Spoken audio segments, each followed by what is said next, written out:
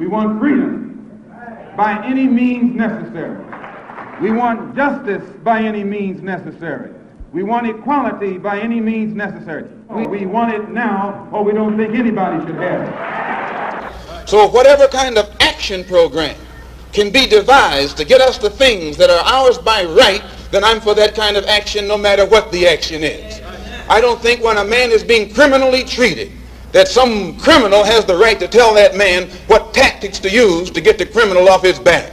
When a criminal starts misusing me, I am going to use whatever necessary to get that criminal off my back. And the injustice that has been inflicted upon Negroes in this country by Uncle Sam is criminal. Don't blame a cracker in Georgia for your injustices. The government is responsible for the injustices. The government can bring these injustices to halt. And what you and I have to let the man know is we are peaceful people. We are loving people. We love everybody who loves us. But we don't love anybody who doesn't love us.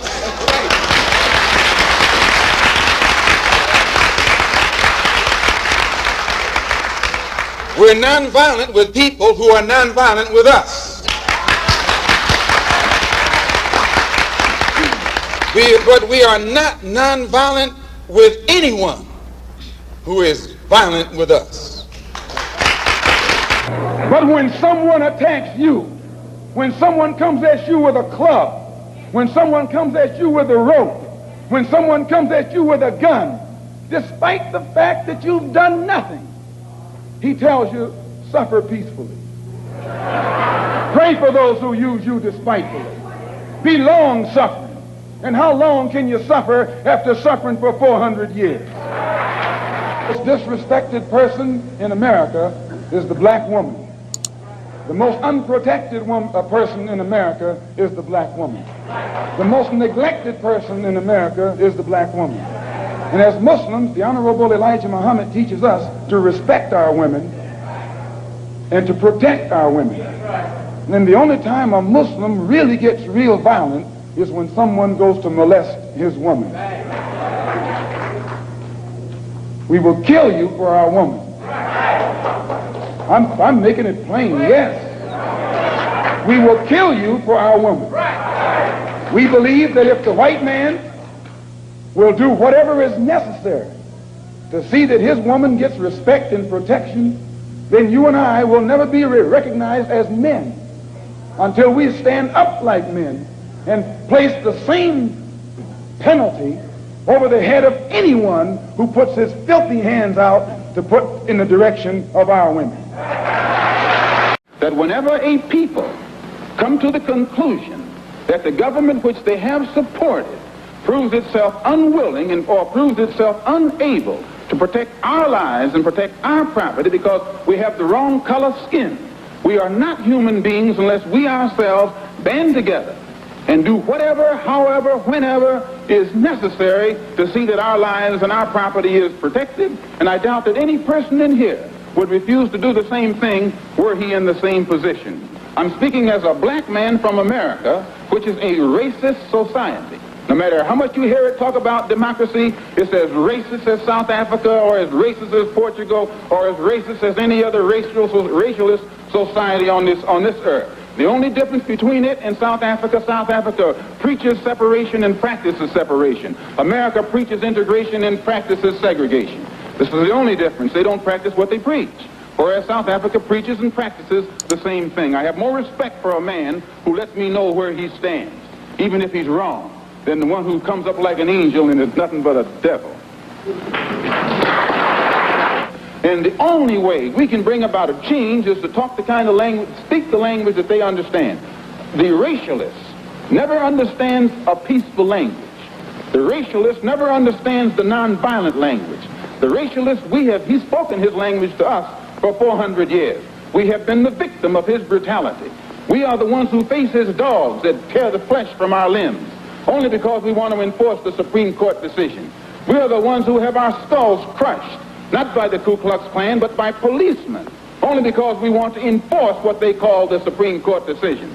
We are the ones upon whom water hoses are turned with pressure so hard that it rips the clothes from our back. Not men, but the clothes from the backs of women and children. You've seen it yourself.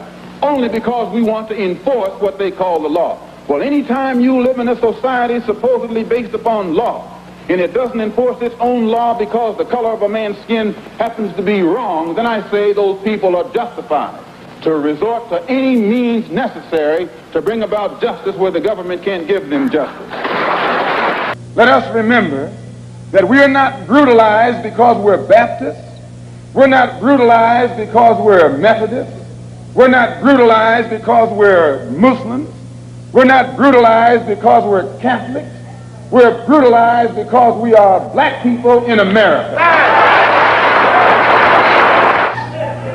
They put Moses in jail.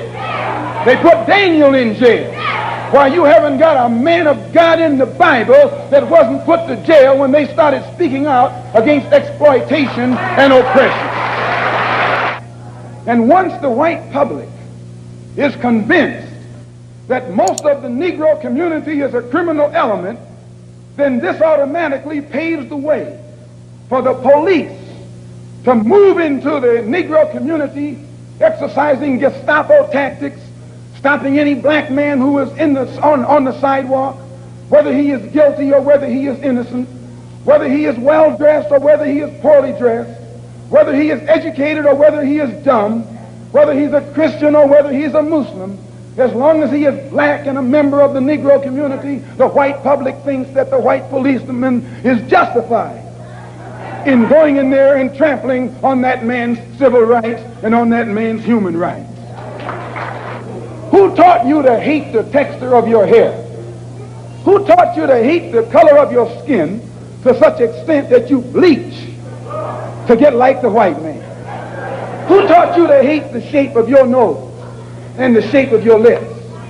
Who taught you to hate yourself from the top of your head to the soles of your feet? Who taught you to hate your own kind? Who taught you to hate the race that you belong to? So much so that you don't want to be around each other.